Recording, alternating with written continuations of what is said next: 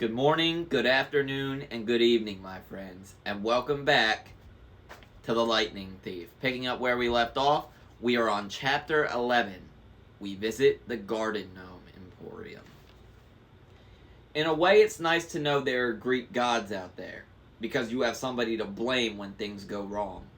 For instance, when you're walking away from a bus that's just been attacked by monster hags and blown up by lightning and it's raining on top of everything else, most people might think that's just really bad luck. When you're a half-blood, you understand that some divine force is really trying to mess up your day. So there we were, Annabeth Grover and I, walking through the woods along the New Jersey riverbank, the glow of New York City making the night sky yellow behind us, and the smell of the Hudson reeking in our noses. Grover was shivering and braying, his big goat eyes turned slit-pupilled and full of terror. The kindly ones. All three at once. I was pretty much in shock myself. The explosion of bus windows still rang in my ears, but Annabeth kept pulling us along, saying, "Come on, the farther away we get, the better." All our money was back there, I reminded her. Our food and clothes, everything. Well, maybe if you hadn't decided to jump into the fight. What did you want me to do? Let you get killed? You didn't need to protect me, Percy. I would have been fine. Sliced like sandwich bread, Grover put in, but fine. Shut up, goat boy, said Annabeth. Grover brayed mournfully. Tin cans. A perfectly good bag of tin cans. We sloshed across mushy ground, through nasty twisted trees that smelled like sour laundry. After a few minutes, Annabeth fell in line next to me. Look, her voice faltered. I appreciate your coming back for us, okay? That was really brave. We're a team, right? She was silent for a few more steps. It's just that if you died, aside from the fact that it would really suck for you, it would mean the quest was over. This may be my only chance to see the real world. Let's be real. Annabeth was getting flashbacks of Talia's last stand there. Absolutely. That's why Annabeth took that so personal and was so, I don't know, emphatic, I guess, about that. Like intensely emotional about it. She was absolutely, getting flashbacks of Talia's last stand. Absolutely. Okay. The thunderstorm had finally let up. The city glow faded behind us, leaving us in almost total darkness. I couldn't see anything of Annabeth except a glint of her blonde hair. You haven't left Camp Half-Blood since you were 7? I asked her. No. Only short field trips. My dad, the history professor. Yeah. It didn't work out for me living at home. I mean, Camp Half-Blood is my home. She was rushing her words now as if she were afraid somebody might try to stop her. At camp, you train and train. And that's all cool and everything. But the real world is where the monsters are. That's where you learn whether you're any good or not. If I didn't know better, I could have sworn I heard doubt in her voice. You're pretty good with that knife, I said. You think so? Anybody who can piggyback ride a Fury is okay by me. I couldn't really see, but I thought she might have smiled. You know, she said, maybe I should tell you. Something funny back on the bus. Whatever she wanted to say was interrupted by a shrill toot toot toot, like the sound of an owl being tortured. Hey, my reed pipes still work, Grover cried. If I could just remember a fine path song, we could get out of these woods. He puffed out a few notes, but the tune still sounded suspiciously like Hilary Duff. Instead of finding a path, I immediately slammed into a tree and got a nice-sized knot on my head. Add to the list of superpowers I did not have. Infrared vision. After tripping and cursing and generally feeling miserable for another mile or so, I started to see light up ahead. The colors of a neon sign. I could smell food. Fried, greasy, excellent food. I realized I hadn't eaten anything unhealthy since I'd arrived at Half-Blood Hill, where we lived on grapes, bread, cheese, and extra lean-cut, nymph-prepared barbecue. This boy needed a double cheeseburger. Oh my god, what? Dude, I thought the plates at Camp Half-Blood were like the goblets. Like, they filled with whatever you wanted. Bro, you're telling me they're running off of, like, the freaking... Like, bro, that's like the demigod bodybuilder. Forget that. Dude, that's, like, don't get me wrong. Barbecue's pretty good, but, dude, that's it? Bro, come on. Now, I'm not saying go gorge on McDonald's, but, like, a Crunchwrap Supreme from Taco Bell, a Burger King Whopper. This is not an ad, by the way. I'm not associated with either of those brands, but hey, if somebody affiliated with them is watching this, or if, you know, a kid's watching this and your parents are affiliated with them, tell them, hit your boy up. I would love to do a sponsorship. But, yeah, like, come on. Like something teenager. Come on. Like, come on now. Right, like, even Subway, even Chipotle. Like, bro, Chipotle is like the healthiest fast food you could ever get. Again, I'm not affiliated with Chipotle, but when I was, like, bulking up, like, when I was going from, like, 115, 120 pounds, trying to, like, bulk up to 130, like, the size I am now, like, 130, 135, Chipotle was a saving grace. I DoorDashed from Chipotle so often. I would get, like, a burrito or a bowl, and I would have them loaded up with everything. Beef, chicken, rice, guac, freaking beans, everything. And I don't even like beans like that. But just as much stuff as I could put on there, I would just load it up and would go ham. Like, these burgers, Jesus Christ. These freaking burritos would be like 3,000 calories. Like, I would eat like half the burrito for lunch or dinner, save the rest for, like, the next day, and would get all, like, my protein in.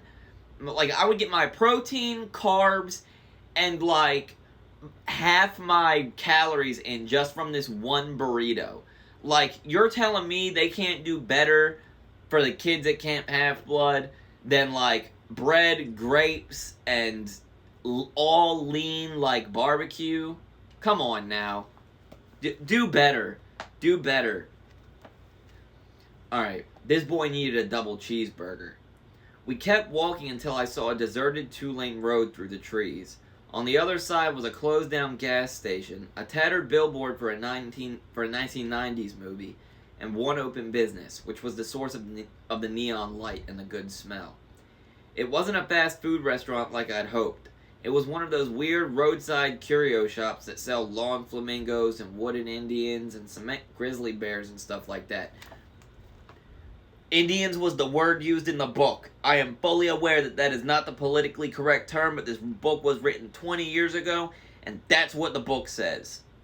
Just want to put that out there. I would never refer to a indigenous individual as Indian. That is wrong. Indians are individuals from India. Want to make that very clear. Not getting canceled for that. It is what the book says.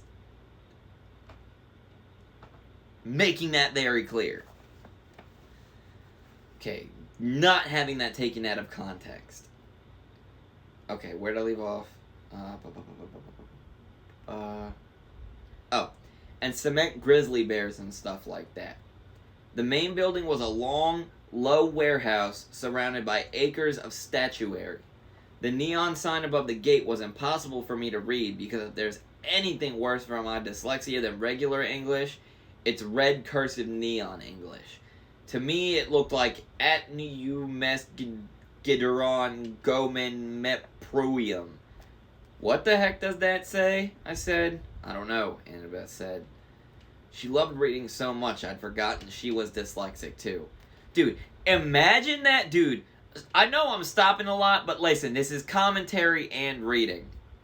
I would imagine loving to read. Imagine like being an intellectually inclined individual that loved to read, but not being able to read because of the very same thing that makes you intellectually inclined. Like, Annabeth is a daughter of Athena, so she's inclined to be an intellectual and academic and intelligent individual. But the very thing that makes her that way is the same thing that cucks her every single time she cracks open a book. Do you know how much that would piss me off? Dude, oh my god, you could never in my life. I get so frustrated and angry, I'd throw my book across the room. Like, I'd just, like, full send it, just yeet.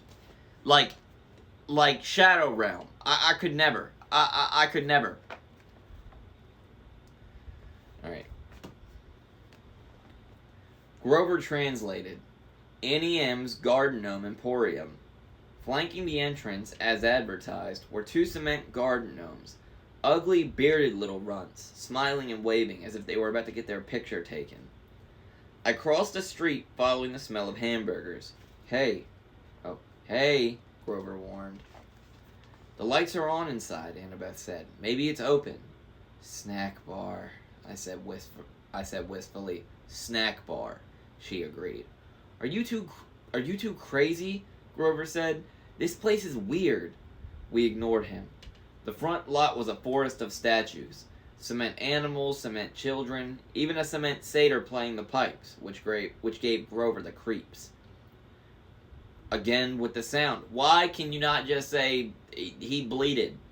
Blah, he bleated. Looks like my Uncle Ferdinand. We stopped at the warehouse door.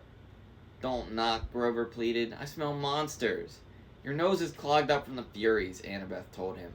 All I smell is burgers. Aren't you hungry? Meat, he said scornfully. I'm a vegetarian. You eat cheese enchiladas in aluminum cans, I reminded him. Those are vegetables. Come on, let's leave. These statues are looking at me. Then the door creaked open, and standing in front of us was a tall Middle Eastern woman. At least I assumed she was Middle Eastern because she wore a long black gown that covered everything but her hands, and her head was completely veiled. Again! This is what the book says! This is not me! This is not me, alright? I would never just look at someone that is fully, covered and just be like, oh, that's a Middle Eastern woman. No! No, these are stereotypes, and in 2022 it is not okay. It was never okay to begin with. But this book was written in 2005, and it is not my fault. Just making that very clear. Okay. Her eyes glinted behind a curtain of black gauze, but that was about all I could make out. Her coffee-colored hands looked old, but well manicured and elegant, so I imagined she was a grandmother who had once been a beautiful lady. Her accent sounded vaguely Middle Eastern, too. She said, Children, it is too late to be out all alone. Where are your parents? They're, Annabeth started to say. We're orphans, I said. Orphans, the woman said. The word sounded alien in her mouth. But my dears, surely not.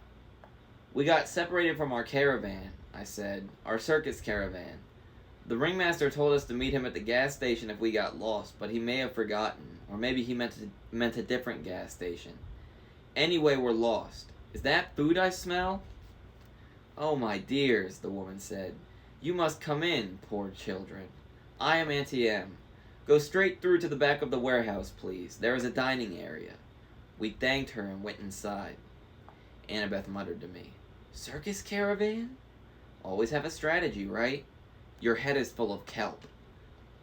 The warehouse was filled with more statues. People in all different poses, wearing all different outfits and with different expressions on their faces. I was thinking you'd have to have a pretty huge garden to fit even one of these statues, because they were all life-size. But mostly I was thinking about food. Go ahead, call me an idiot for walking into a strange lady's shop just because I was hungry. But I do impulsive stuff sometimes. Plus, you've never smelled Annie M's burgers. The aroma was like laughing gas in the dentist's chair. It made everything else go away. Let's be real, though. Bro, if you've ever, been to a restaurant, like a burger joint, like a burger joint, and smelled their burgers, oh. Or if you've ever been to, a cookout or a barbecue where one of the dudes cooking is, known for burgers, dude, everybody's like, oh, the smell of X food, the smell of Y food, some people are like, oh, the smell of barbecue, oh, the smell of, I don't know, like seafood. Now, don't get me wrong. I'm a whore for seafood. This is something that y'all may not know about me. If it comes out of the ocean, there's a 9 in 10 probability that I am eating it. I love seafood. Love it to death. Which probably does not help the fact that my Riordan godly parent test results kick me back as a son of Poseidon. But, dude, I'm not going to say that the smell of burgers is better, but the smell of a good burger is pretty top tier, dude. Like, good burgers are just, oh. Anyway, I barely noticed Grover's nervous whimpers, or the way the statue's eyes seemed to follow me, or the fact that Annie M had locked the door behind us. All I cared about was finding the dining area, and sure enough, there it was at the back of the warehouse. A fast food counter with a grill, a soda fountain, a pretzel heater, and a nacho cheese excuse me. And a nacho cheese dispenser.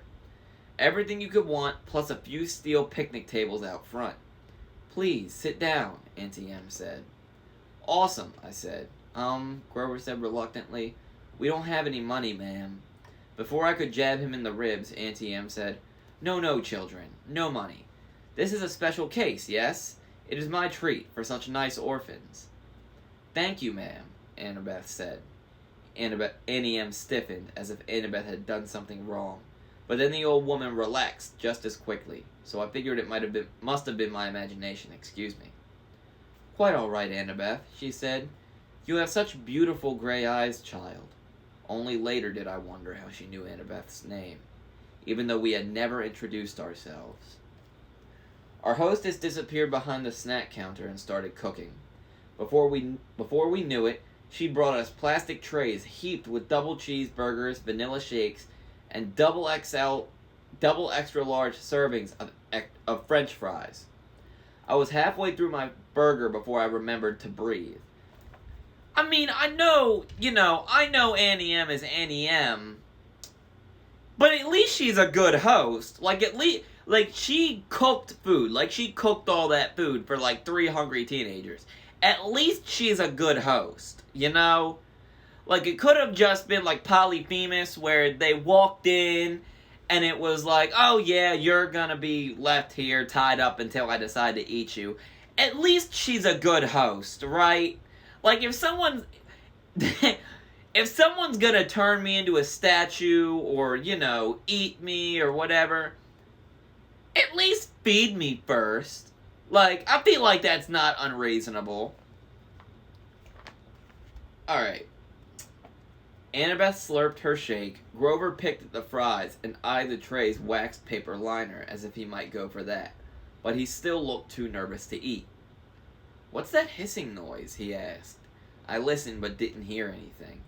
Annabeth shook her head. Hissing? Annie M asked. Perhaps you hear the deep fryer oil. You have keen ears, Grover. I take vitamins. For my ears. That's admirable, she said. But please, relax. Auntie M ate nothing. She hadn't taken off her headdress, even to cook, and now she sat forward and interlaced her fingers and watched us eat. It was a little unsettling, having someone stare at me when I couldn't see her face, but I was feeling satisfied after the burger, and a little sleepy, and I figured the least I could do was try to make small talk with our hostess. So you sell gnomes, I said, trying to sound interested. Oh yes, Auntie M said. And animals, and people. Anything for the garden. Custom orders. Statuary is very popular, you know. A lot of business on this road? Not so much, no.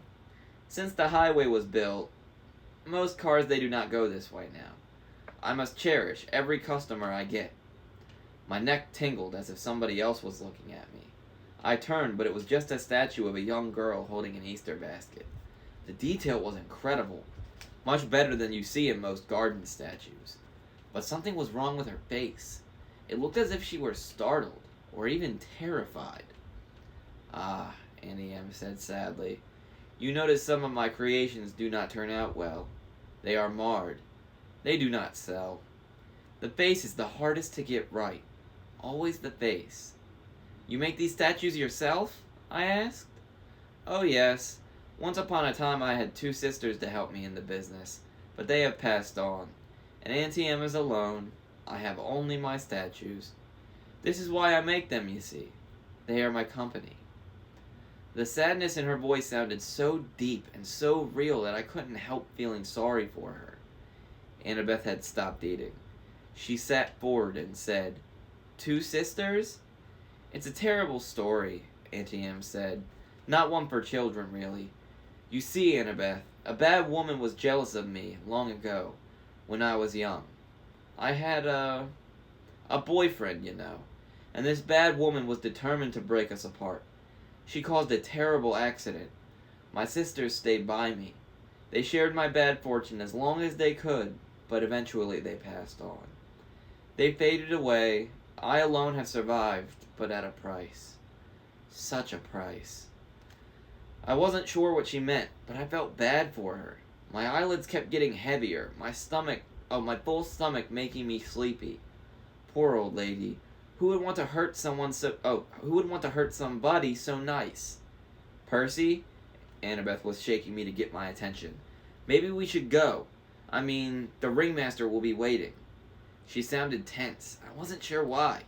Grover was eating the wax paper off the tray now, but if Auntie Em found that strange, she didn't say anything.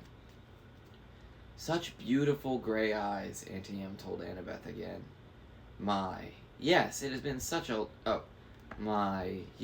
been a long time since I've seen gray eyes like those.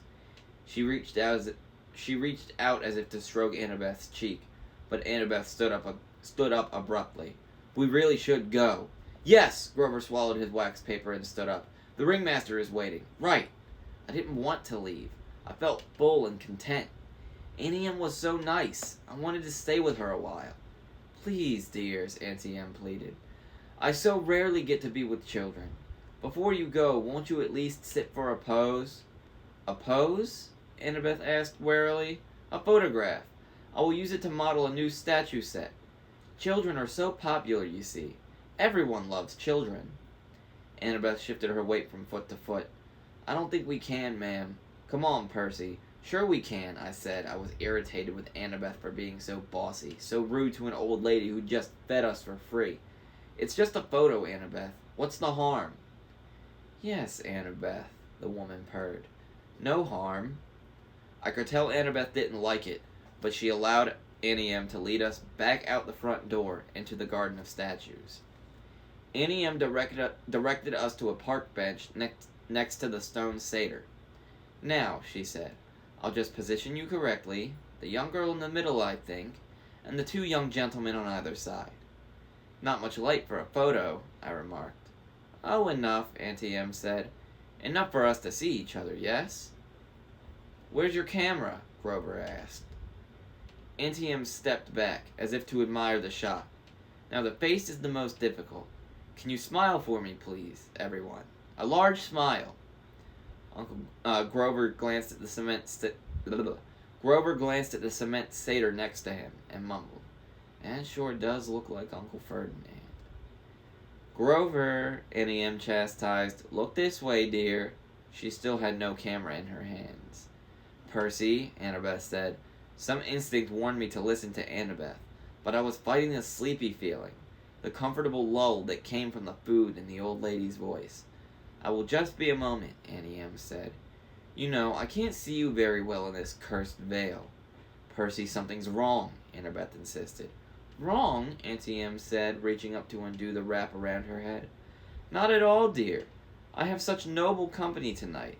What could be wrong? That is Uncle Ferdinand, Grover gasped. Look away from her, Annabeth shouted. She whipped her Yankees cap onto her head and vanished. Her invisible hands pushed Grover and me both off the bench. I was on the ground looking at Auntie Em's sandaled feet. I could hear Grover scrambling off in one direction, Annabeth in another, but I was too dazed to move. Then I heard a strange rasping sound above me. My eyes rose to Auntie Em's hands, which had turned gnarled and warty, with sharp bronze talons for fingernails. I almost looked higher, but somewhere off to my left Annabeth screamed, No! Don't! More rasping, the sound of tiny snakes right above me from about where Annie M's head would be. "Run!" Grover bleated. I heard him kicking across the gravel, yelling, "My!" to kickstart his flying sneakers. I couldn't move. I stared at Annie M's gnarled claws and tried to fight the groggy trance the old woman had put me in. "Such a pity to destroy a handsome young face," she told me soothingly. "Stay with me, Percy. All you have to do is look up." I fought the urge to obey. Instead, I looked to one side and saw one of those glass spheres people put in gardens, a gazing ball. I could see Auntie M's dark reflection in the orange glass.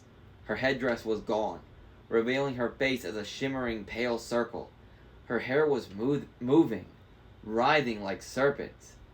Annie M. Annie M. Yeah, the second Annie M it had, the letter, like M. That's American Sign Language for M, by the way, but like the letter M. How could I have been so stupid? Think, I told myself. Wait, did I skip a page? Nope, I didn't. Okay. How did Medusa die in the myth? But I couldn't think. Something told me that in the myth, Medusa had been asleep when she was attacked by my namesake, Perseus. She wasn't anywhere near asleep now. If she wanted, she could take those talons right now and rake open my face. "The gray-eyed one did this to me, Percy," Medusa said. She didn't sound anything like a monster. Her voice invited me to look up, to sympathize with a poor old grandmother. Annabeth's mother,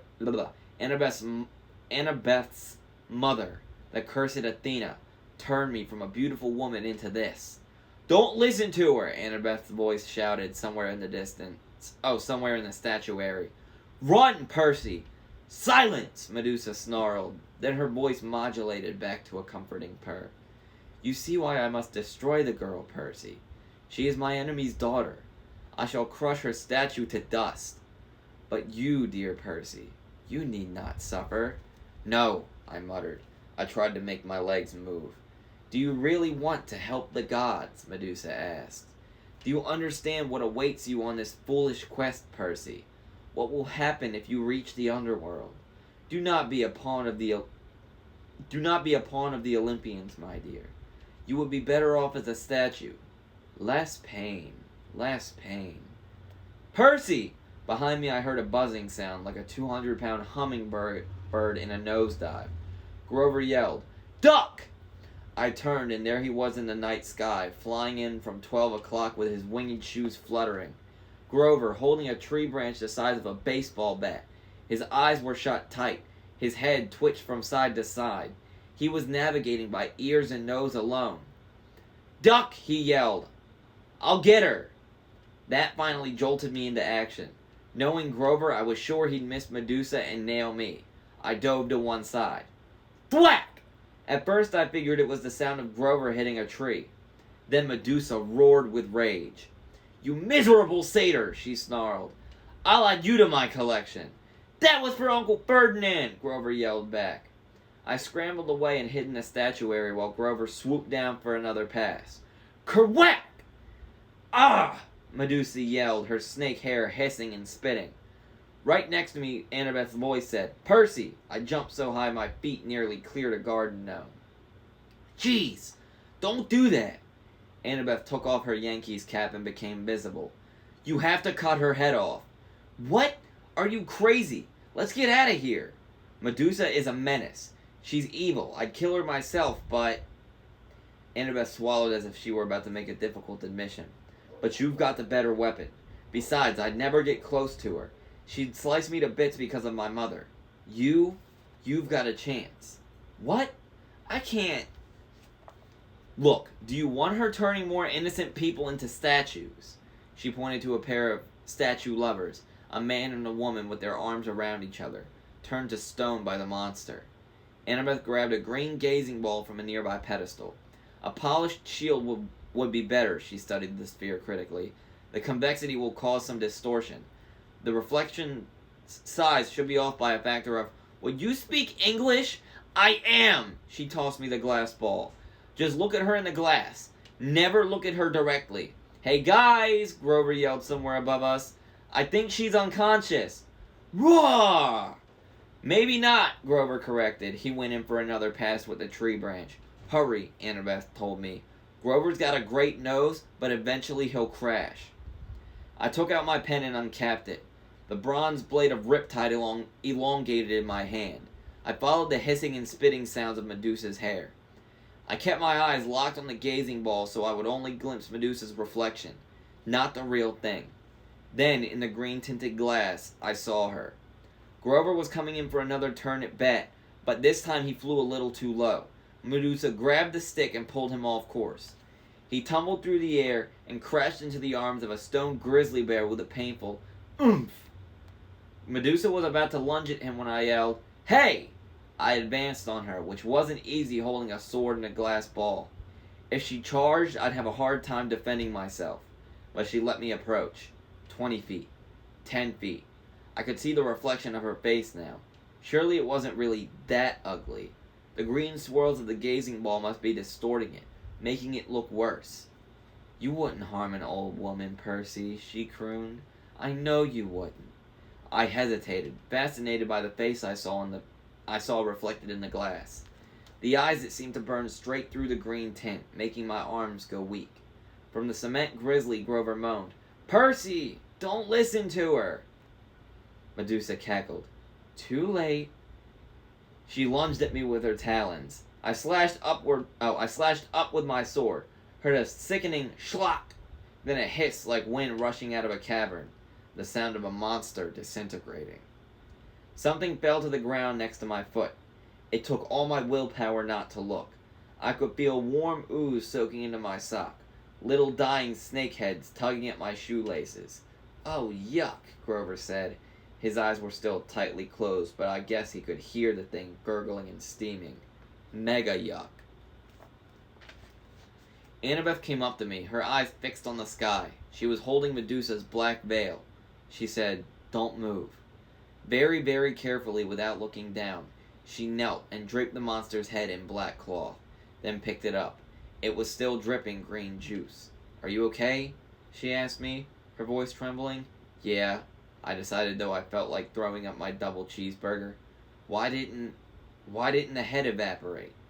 "Once you sever it, it becomes a spoil of war," she said. "Same as your minotaur horn. But don't unwrap the head. It can still petrify you." Grover moaned as he climbed down from the grizzly statue. He had a big welt on his forehead. His green rasta cap hung from one of his little goat horns, and his fake feet had been knocked off by his hooves. The magic sneakers were flying aimlessly around his head. "The Red Baron," I said. "Good job, man." He managed a bashful grin. That really was not fun, though. That really was not fun, though. Well, the hitting her with a stick part, that was fun. But crashing into a concrete bear, not fun. He snatched his shoes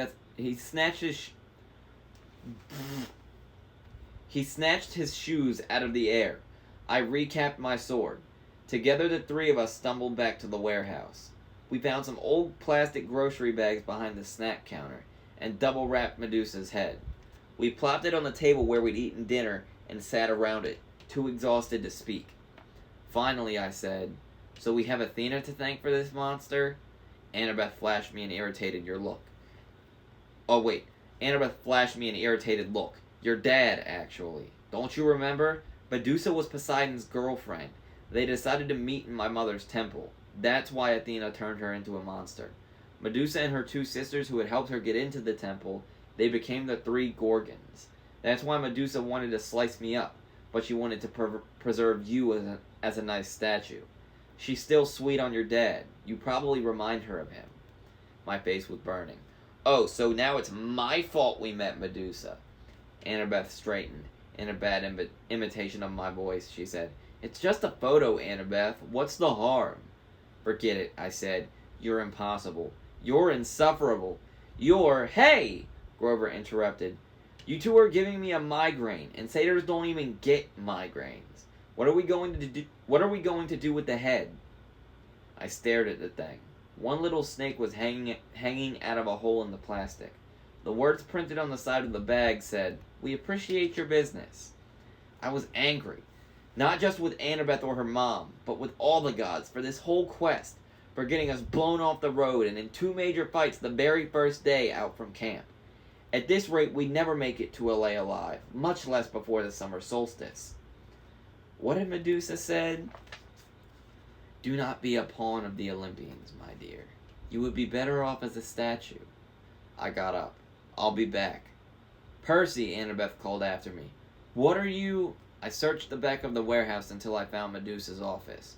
Her account book showed her 6 most recent sales, all shipments to the underworld to decorate Hades and Persephone's garden. According to one freight bill, the underworld's billing address was DOA Recording Studios, West Hollywood, California. I folded up the bill and stuffed it in my pocket. In the cash register, I found $20, a few golden drachmas, and some packing slips for Hermes Overnight Express, each with a little leather bag attached for coins. I rummaged around the rest of the office until I found the right-sized box. I went back to the picnic table, packed up Medusa's head, and filled out a delivery slip. The gods, Mount Olympus, 600th floor, Empire State Building, New York, New York. With best wishes, Percy Jackson. "They're not going to like that," Rover warned. "They'll think you're impertinent." I poured some golden drachmas in the pouch. As soon as I closed it, there was a sound like a cash register. The package floated off the table and disappeared with a pop. "I am impertinent," I said. I looked at Annabeth, daring her to criticize. She didn't. She seemed resigned to the fact that I had a major talent for ticking off the gods. "Come on," she muttered. "We need a new plan." End of chapter 11.